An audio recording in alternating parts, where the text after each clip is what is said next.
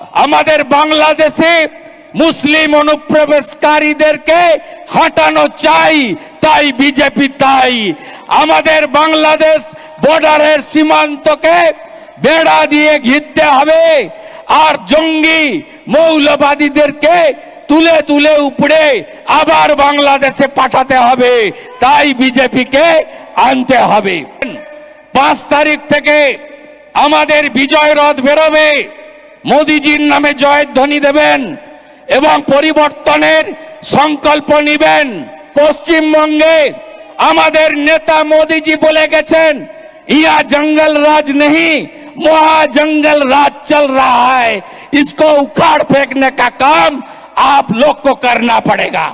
তাই এদেরকে উপড়ে ফেলতে হবে, আর মহিলাদের উপর যারা অত্যাচার করেছে বদলাও নিতে হবে।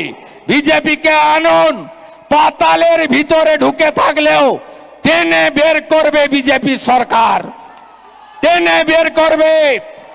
আর ধর্ষকদের সকালে জমা করব, বিকালে খরচ করে দেব ভারতীয় জনতা পার্টি।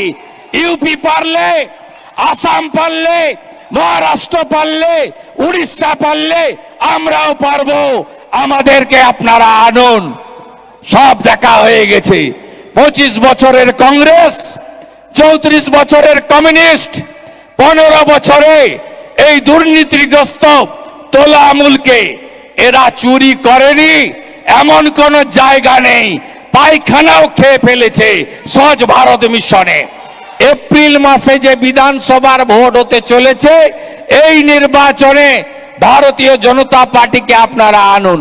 মোদিজি যেদিন মেট্রো রেল উদ্বোধন করতে এসেছিলেন, সেদিন বলেছেন এই বাংলা শিল্পে 1, শিক্ষায় 1, কর্মসংস্থানে 1 নম্বরে, সংস্কৃতিতে 1 নম্বরে ছিল এই বাংলা।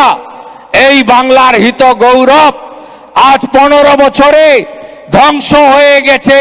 পরিবারবাদী, তোষণবাদী, আপাদমস্তক, দুর্নীতিগ্রস্ত একটি রাজনৈতিক দল, এটাকে রাজনৈতিক দল বলা যাবে না, প্রাইভেট লিমিটেড কোম্পানি। এই কোম্পানি এই রাজ্যকে শেষ করে দিয়ে চলে গেছে। জাতপাত কো করো বিদায়, জাতপাত কি করো বিদায়, সব এক হতে হবে। এ লড়াই বাঁচার লড়াই।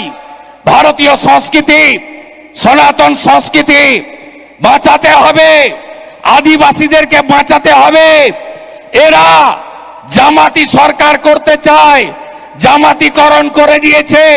হিজাব পরা মুখ্যমন্ত্রী, তিনি জামাতিদের হাতে বাংলা তুলে দিতে চায়।